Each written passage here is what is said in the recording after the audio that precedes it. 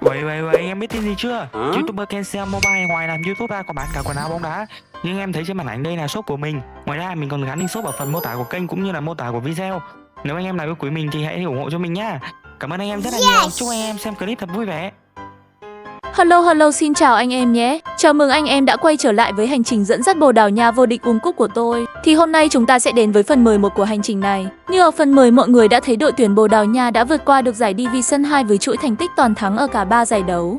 Và như vậy bây giờ chúng ta sẽ tiến lên chơi ở giải Division 1 với nhiều đối thủ mạnh hơn như Marseille, West Ham hay Feyenoord. Đây đều là những câu lạc bộ có tiếng ở nhiều giải đấu lớn khác nhau.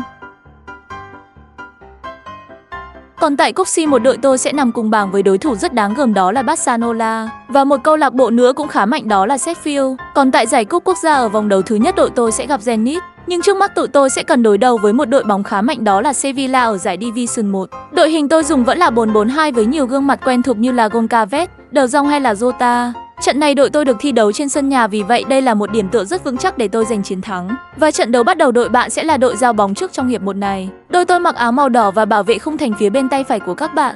Ngay phút thứ 12 của trận đấu, Sevilla đã dồn ép đội tôi và may quá là không có vấn đề gì xảy ra. Tới phút thứ 18 đội tôi đã đáp trả lại bằng một pha tấn công. Và suýt nữa thì đã có bàn thắng đầu tiên nhưng tiền đạo Ramos đã sút bóng đi không chính xác. Ngay sau đó là một pha mang tính chất tự hủy của hậu vệ đội bạn khi để mất bóng ngay trước khung thành. Qua đó tạo điều kiện rất tốt cho anh Jota dứt điểm ghi bàn thắng mở tỷ số cho Bồ Đào Nha. Chưa dừng lại ở đó đội tôi đã chuyển sang chế độ phòng ngự phản công và phút thứ 28 anh Jota có một pha tấn công rất nhanh và chớp nhoáng. Tiếc là thủ môn đội họ đã lao ra khép góc. Sau đó đội tôi có một cuộc phạt góc bóng được chuyền ra tuyến 2 cho Goncalves. Bằng một vài nhịp như bóng để loại bỏ hậu vệ đội bạn rồi anh ta tung ra cú sút rất căng. Tiếc là chưa có bàn thắng thứ hai cho đội tôi. Sevilla cũng không phải dạng vừa khi phút thứ 39 họ có một pha tấn công vô cùng sắc nét. May mà thủ môn đội tôi chơi tốt nhưng sau đó phải chịu cuộc phạt góc. Cuộc phạt góc này đá không tốt, qua đó giúp đội tôi có cơ hội phản công.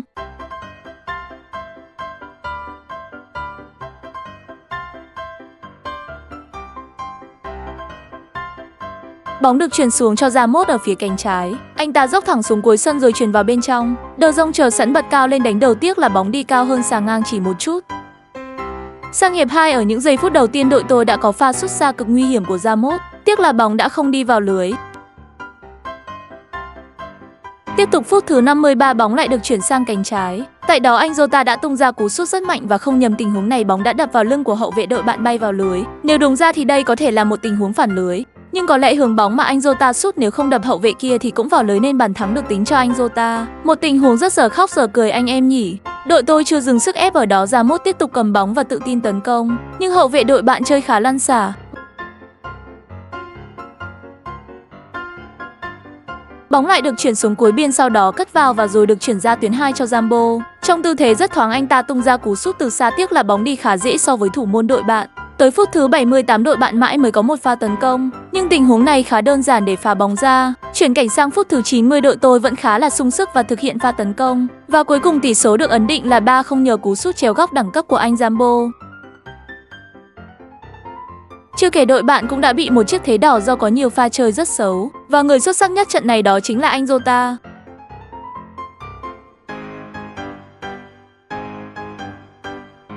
Như vậy sau trận đấu đầu tiên đội tôi đã vươn lên vị trí nhất bảng do có hiệu số tốt hơn so với 5 đội bám đuổi đằng sau. Nói chung cả một hành trình thì một trận đấu chưa là cái gì cả. Đội tôi còn phải cố gắng nhiều. Rồi tôi vào thị trường chuyển nhượng thấy một cầu thủ của Bồ Đào Nha đá vị trí DM. Đó là Ruben Neves, con hàng này chỉ số 78 khá ngon đấy nên tôi sẽ chiêu mộ về để phục vụ cho đội tuyển. Ở trận đấu tiếp theo đội tôi sẽ gặp Marseille ở vòng thi đấu thứ 2 của giải Division. Đây là một đối thủ khá mạnh ở giải đấu Ligue 1 của Pháp. Một giải đấu mà Phở Sài Gòn đã lên ngồi không biết bao nhiêu lần rồi. Xem giải này khá bịp và nhàm chán ha ha. Rất nhanh chóng trận đấu được bắt đầu. Và ngay phút thứ 11 Marseille đã có cơ hội đầu tiên nhưng trong pha không chiến thì hậu vệ tôi đã giành chiến thắng. Tới phút thứ 26 của trận đấu đội tôi có một pha tấn công chớp nhoáng. Người chuyền vào đó là Jota, bên trong ra một nhiệm vụ rất đơn giản đó là đệm bóng vào lưới trống. Tỷ số là 1-0 cho Bồ Đào Nha. Đang đà hưng phấn đội tôi gia tăng sức ép kinh khủng. Phút thứ 30 Bồ Đào Nha có một phát tấn công và trời ơi cái gì kia. Một tuyệt phẩm được Zambo tung ra từ ngoài vòng 16m50 khiến thủ môn đội bạn bó tay. Tỷ số được nâng lên là 2-0. Đến những giây phút cuối cùng hiệp 1, đội tôi tiếp tục gia tăng sức ép nhưng pha này cú sút của Zambo là không tốt. Nếu như bình tĩnh xử lý thêm một chút nữa thì bàn thắng thứ 3 có lẽ đã tới. Qua tới hiệp 2 được 5 phút đội tôi đã có một pha tấn công sau sai lầm của hậu vệ đội bạn. Và nhiệm vụ của Ramos rất là đơn giản khi chỉ phải đối mặt với thủ môn. Tỷ số là 3-0. Phút thứ 57 đội bạn có một pha phản công và đội tôi đã có những pha phòng ngự trông khá chủ quan. May quá không sao, tỷ số vẫn là 3-0. Trận đấu càng đi về cuối, Marseille càng dồn sức ép và rồi trong một phút lơ là của hậu vệ đội tôi thì Greenwood đã bật cao lên đánh đầu rút ngắn tỷ số xuống 3-1 cho Marseille. Không thể thi đấu chủ quan nữa, đội tôi đã dồn ép lại đội bạn và suýt nữa bàn thắng thứ tư tới nhưng thủ môn đội bạn chơi rất tốt. Và đây là một tình huống phản công của Marseille, trời ơi suýt nữa bàn thắng thứ hai cho họ đã đến. Nếu như pha vừa nãy mà là bàn thắng thứ hai thì cực kỳ nguy hiểm. Còn đây là pha phản công của đội tôi, tiếc là cú đẩy bóng cuối cùng hơi dài giúp cho hậu vệ đội bạn ngăn cản dễ dàng. Sau tình huống đó thì trận đấu cũng kết thúc với tỷ số 3-1 nghiêng về Bồ Đào Nha. Huấn luyện viên ăn mừng rất nhiệt và như vậy đội tôi vẫn giữ nguyên vị trí nhất bảng với 6 điểm có hiệu số là dương 5. Ở vòng thi đấu thứ 3 của giải Division 1, đội tôi sẽ gặp phải đối thủ khá mạnh, đó là Brighton. Tại đó có con hàng Mitoma của châu Á đang đá rất bay. Không thể chủ quan với đội này được nên tôi vẫn tung ra đội hình gần mạnh nhất của mình. Chỉ trong một vài trụ cột được nghỉ ngơi để chuẩn bị cho vòng đấu C1 sắp tới. Đội hình của Brighton cũng khá mạnh khi họ có rất nhiều cầu thủ phẩm chất xanh. Ở trong hiệp 1 này đội tôi sẽ là đội giao bóng trước. Ngay phút thứ 6 Brighton đã đe dọa đội tôi bằng một pha tấn công nhưng hậu vệ của đội tôi đã thủ khá tốt. Nhưng vừa khen xong thì lại phạm một sai lầm. Sau đó họ liên tục ép sân khiến đội tôi không thể thở nổi.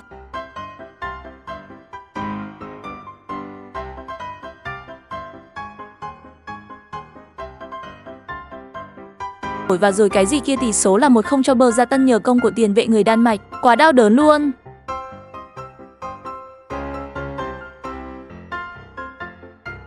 Nhận gáo nước lạnh từ khá sớm nên đội tôi đã phải dồn ép lại đối thủ. Và chỉ sau bàn thắng mở tỷ số của đội bạn khoảng 5 phút thì đội tôi đã có ngay bàn gỡ của mình nhờ công của siêu tiền đạo Morata. Trận đấu lại được đưa về vạch xuất phát ở phút thứ 18. Đôi chân các cầu thủ lại được thanh thoát và sau đó đội tôi liên tục tạo ra những sức ép khiến đội bạn không thở nổi và rồi điều gì đến cũng đã đến. Phút thứ 30 thì số là 2-1 cho Bồ Đào Nha sau pha đánh đầu của tiền đạo Silva. Tới những giây phút cuối cùng của hiệp 1, Morata đang đứng trước của đá phạt. Một cú sút khá tốt nhưng tiếc là không qua nổi hàng rào. Sau đó đội tôi vẫn kiểm soát trái bóng ngay trước vòng 16m50 của đội bạn. Lần này thì Zambo đã tung ra cú sút từ khá xa nhưng tiếc là bàn thắng thứ 3 vẫn chưa tới với đội tôi. Sang tới hiệp 2 được 5 phút đội tôi lại dồn ép đối thủ. Bóng được đưa ra biên cho Guedes, sau đó anh ta chuyền vào, tiếc là thủ môn đội bạn đã ôm trọn trái bóng. Tới phút thứ 85 của trận đấu tỷ số đã là 3-1 sau pha độc diễn của hậu vệ Buta.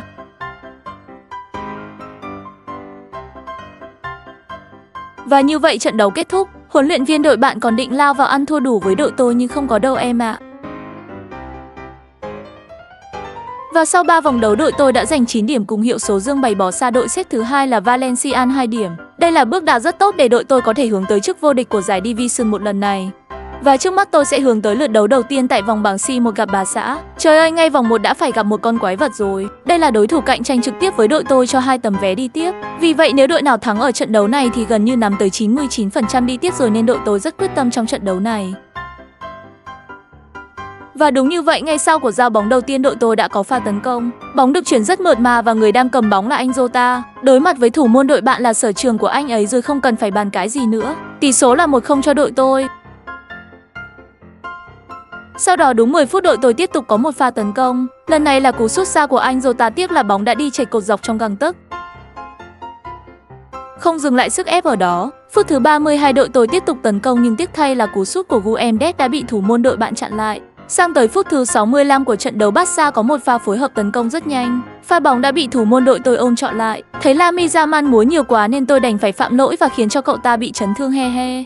Thế là bớt đi một gánh nặng nhưng sau đó đội tôi phải chịu một quả đá phạt, may mà cú đá phạt đã không qua hàng rào. Càng về cuối Barca càng gia tăng sức ép và phút thứ 77 đội bạn có một pha tấn công. May là cú đánh đầu đã không làm khó thủ môn đội tôi. Rồi sau đó đội tôi thực hiện pha phản công nhanh nhưng đã bị hậu vệ đội bạn bắt bài.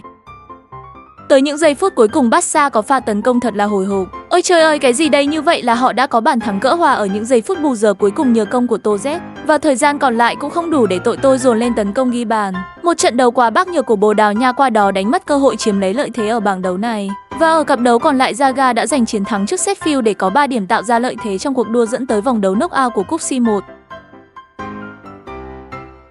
Bỏ qua nỗi buồn ở trận hòa 1-1 trước Barca đầy đáng tiếc kia thì bây giờ đội tôi sẽ đá vòng 4 của giải Division 1 gặp West Ham. Đội đang đứng ở vị trí thứ 7 trên bảng xếp hạng. Với tôi thì câu lạc bộ này không có gì nguy hiểm cả, vì vậy tôi muốn các cầu thủ của mình áp đặt thế trận ngay khi tiếng còi trận đấu bắt đầu. Các học trò đã nghe lời tôi và ngay khi tiếng còi bắt đầu đội tôi đã dồn ép lên tấn công. Phút thứ 16 đây là một pha bóng đang ở biên sau đó được chuyền vào, tiếc là người bên trong dứt điểm đã không tốt. Rồi lại là một pha dứt điểm tiếp, De Jong đã sút bóng đập vào hậu vệ đội bạn này lại đúng vị trí của tiền đạo Mozart. Anh ta chỉ việc nhẹ nhàng đá bóng vào lưới chống tỷ số là 1-0 cho Bồ Đào Nha.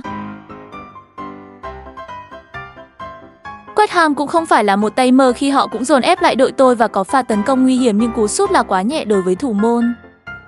Phút thứ 30 đội tôi có một pha phản công nhanh, bóng được truyền vào cho Guedes, anh ta lập tức sút luôn nhưng thủ môn đội bạn đã khép góc rất nhanh. Sau đó đội tôi được hưởng của phạt góc, bóng được cất vào bên trong, Mozart bật cao lên đánh đầu nhưng bóng lại đi đúng vị trí thủ môn đội bạn. Phút thứ 37 đội bạn có một pha phản công nhanh. Trời ơi, hậu vệ của đội tôi chơi kiểu gì mà để đội bạn dễ dàng phối hợp thế này. May mà thủ môn đã băng ra kịp thời để khép góc nên không có gì nguy hiểm.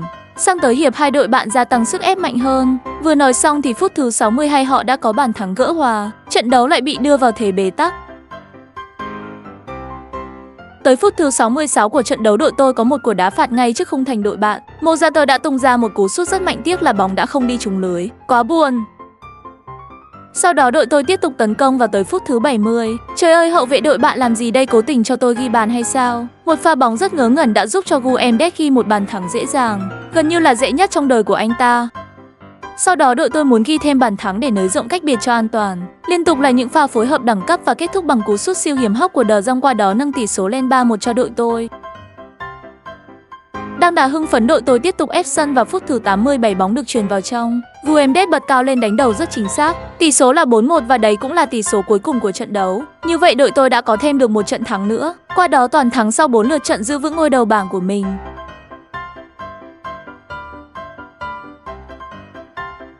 Ở trận đấu tiếp theo tôi sẽ gặp Gen ở vòng 1 của siêu cúp quốc gia. Một đội bóng trong chất lượng chung thì cũng không có gì mạnh cả, nên tôi muốn trận này đội mình phải áp đặt được thế trận và tấn công dồn dập nhằm tìm kiếm bàn thắng sớm cho dễ đá. Phút thứ 19 đội tôi có pha tấn công đầu tiên, Moutinho cầm bóng rất chắc sau đó truyền vào cho Trincao. Tiếc là cú sút cận thành của khứa này đã đi vọt xa đầy đáng tiếc. Phút thứ 23 của trận đấu, một pha chọc khe đẳng cấp của Mozart xuống cho Ramos, đặt anh ta vào tình huống đối mặt với thủ môn và không có sai lầm nào xảy ra, tỷ số được mở 1-0 cho Bồ Đào Nha. Phút thứ 32 bóng đang được triển khai từ phần sân nhà của đội tôi và sau một vài đường chuyền cơ bản bóng đã làm ở phía cuối sân của đội bạn. Ramos chuyền vào trong cho Trincao đang đăng lên và cú dứt điểm cũng không có gì để chê cả, tỷ số là 2-0. Tới những giây phút cuối cùng của hiệp 1 đội tôi vẫn không tha cho đội bạn và liên tục tấn công. Trời ơi, một pha sút rất đẳng cấp nhưng tiếc là bóng đã đập trúng cột dọc và bay ra ngoài. Sang tới đầu hiệp 2 đội tôi lại có một pha tấn công và lại là cặp đôi tiền đạo Mozart và Ramos phối hợp với nhau rất nhuần nhuyễn. Tiếc là cú sút của Ramos chưa tốt. Bàn thắng thứ 3 vẫn chưa tới với đội tuyển Bồ Đào Nha. Những pha tấn công diễn ra liên tục, khi sau pha tấn công vừa nãy được 2-3 phút thì đội tôi đã nhanh chóng cướp lại bóng và thực hiện một pha tấn công tiếp theo. Chỉ là khâu sút cuối cùng đang có vấn đề với các cầu thủ của Bồ Đào Nha nên bàn thắng tiếp theo vẫn chưa tới. Nhưng đội tôi chơi quá là chủ quan khi phút 66 tôi để đội bạn có pha tấn công bất ngờ. May mà thủ môn của tôi đã chơi tốt. Sang phút thứ 88 của trận đấu đội tôi thực hiện một pha tấn công gần như là cuối cùng và bàn thắng thứ 3 cũng đã tới nhờ công của siêu tiền đạo Ramos. Tưởng chừng như trận đấu sẽ kết thúc với tỷ số 3-0, nhưng không, đội tôi vẫn không bỏ lỡ một cơ hội ghi bàn nào cả và Ramos đã chốt hạ bằng cú hat-trick của mình. Kết thúc trận đấu tỷ số chung cuộc là 4-0, một màn hủy diệt đối thủ không nương tay của Bồ Đào Nha. Qua đó đội tôi đã tiến vào vòng 16 của siêu cúp quốc gia gặp lại West Ham. Câu lạc bộ đã bị tôi đánh bại ở giải Division 1 với tỷ số đậm đà 4-1 và ngay sau đây đội tôi sẽ quay lại giải Division 1 gặp câu lạc bộ Brentford ở vòng 5. Họ đang đứng ở vị trí thứ 11 trên bảng xếp hạng, một vị trí gần như là áp chót. Vì vậy một chiến thắng là điều bắt buộc để tôi có thể duy trì tiếp vị trí số 1 của mình trên bảng xếp hạng. Vì vậy không có sự chủ quan nào ở đây cả, tôi tung ra những quân bài gần như là tốt nhất của mình để chiến đấu. Trận đấu diễn ra khá chậm rãi, mãi cho đến phút thứ 19 hai đội mới có cơ hội đầu tiên và thật bất ngờ khi đó là Brentford đã sở hữu cơ hội đó. May quá là bóng đã không đi vào lưới. Tiếp tục là Brentford ép sân đội tôi. Cái chuyện gì đang xảy ra vậy, sao Brentford lại đá hay như vậy? Trời ơi, liên tục vào những pha phối hợp đẳng cấp và suýt nữa thì bàn thắng đã đến với họ. May mà thủ môn của tôi chơi rất cảnh giác. Và rồi lại là một pha tấn công nữa ở phút thứ 31, lần này lại phải nhờ đến sự xuất sắc của thủ môn Costa thì đội tôi mới thoát thua được. Tới những giây phút cuối cùng của hiệp 1 họ vẫn không tha cho tôi, khi liên tục là những pha đánh biên hoặc đánh trung lộ. May mà bóng đã được phá ra và như vậy hiệp 1 kết thúc với tỷ số không đều. Qua hiệp 2 tôi phải thay đổi chiến thuật để dễ đá hơn mới được. Và những giây phút nghỉ giữa trận của thật rất hữu ích khi sau đó đội tôi đã tấn công ngược trở lại ngay đầu hiệp 2. Và bàn thắng đầu tiên cũng đã tới nhờ công của anh Jota, quá là tuyệt vời luôn. Phút thứ 55 thủ môn đội tôi làm cái quái gì vậy khi chuyền bóng vào thẳng chân đội bạn. May là họ cũng rất vội vàng tung ngay cú sút chưa chính xác và tỷ số vẫn là 1-0 nghiêng về Bồ Đào Nha. Phút thứ 65 đội tôi có một pha tấn công nhanh và buộc hậu vệ đội bạn phải phạm lỗi nguy hiểm. Qua đó khiến anh Jota bị chấn thương nhưng họ cũng bị một thẻ đỏ dành cho Van der Beek. Như vậy thời gian còn lại họ chỉ chơi với 10 người trên sân, đây là một tin tốt để đội tôi có thể ghi thêm bàn thắng nới rộng khoảng cách.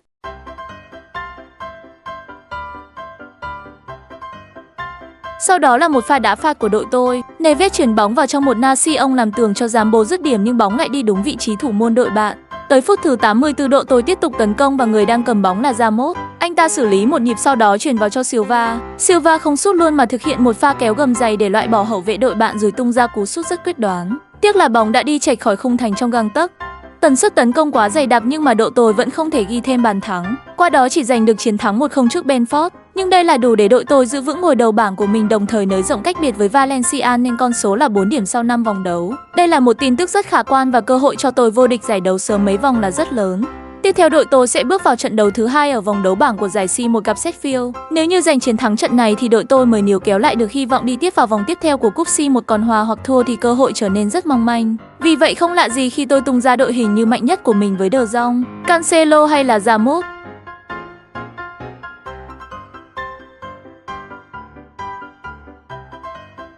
Với đội hình chất lượng hơn đội tôi đã ép sân ngay từ đầu. Và trời ơi, phút thứ 9 có vẻ thủ môn đội bạn đã run chân hay sao đó khi chuyền thẳng bóng vào chân tiền đạo Ramos và nhiệm vụ của khứa này rất dễ, đó là đệm bóng vào lưới trống. Tỷ số là 1-0 cho Bồ Đào Nha, hi hi.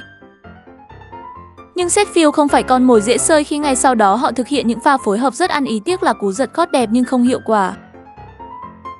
Phút thứ 21 đội tôi tiếp tục tấn công, bóng được triển khai từ cánh phải sau đó chuyền vào. Tiếc là cú đá của Handel lại đi quá cao so với khung thành. Mãi cho tới cuối hiệp 1 đội tôi mới tiếp tục tấn công và De Jong đã thử sức thủ môn đội bạn bằng một pha sút từ rất xa nhưng bóng không đi vào lưới. Sang hiệp 2 được vài phút thì hậu vệ đội bạn có pha xử lý lòng ngóng, qua đó tạo điều kiện cho đội tôi tấn công. Nhưng cú sút cuối cùng của anh Morata là quá hiền, qua đó không thể đánh bại được thủ môn đội bạn. Tới cuối hiệp 2 ở phút thứ 83 Cancelo thực hiện một pha chuyền vào nhưng không thể thắng được hậu vệ của họ. Và cuối cùng kết thúc trận đấu tỷ số chung cuộc là 1-0 nghiêng về Bồ Đào Nha. Qua đó giúp đội tôi sáng cửa đi tiếp vào vòng knock-out của cúp C1. Nhìn qua tình hình của bảng đấu C1 thì đội tôi và Barca đang dẫn đầu với cùng 4 điểm. Xếp ngay sau là Braga với 3 điểm và Sheffield chưa có điểm nào. Như vậy Sheffield đã chắc chắn bị loại, còn đội tôi sẽ có quyền tự quyết trong tay khi gặp Braga ở lượt đấu cuối. Chỉ cần hòa là chắc chắn đi tiếp, còn Barca thì gặp một Sheffield đã hết cơ hội nên cũng khá dễ dàng. Tôi đoán khả năng đội tôi với Barca đi tiếp là 99% rồi. Và muốn biết đội tôi có vào vòng tiếp theo của C1 hay không thì hẹn anh em ở phần tiếp theo của hành trình này nhé. Còn bây giờ thì xin chào và hẹn gặp lại anh em. Bye bye!